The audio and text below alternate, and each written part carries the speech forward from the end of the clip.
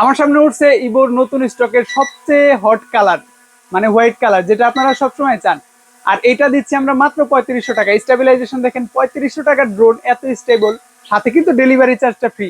আর এটার একটা আকর্ষণীয় পার্ট আছে, সেটা হচ্ছে ফ্লিপ অপশন। এরকম স্টেবিলাইজেশনের একটা ড্রোন 3500 টাকায় অবিশ্বাস্য। আমরা দিচ্ছি দুইটা কালার ভেরিয়েন্টে, ব্ল্যাক কালার এবং হোয়াইট কালার।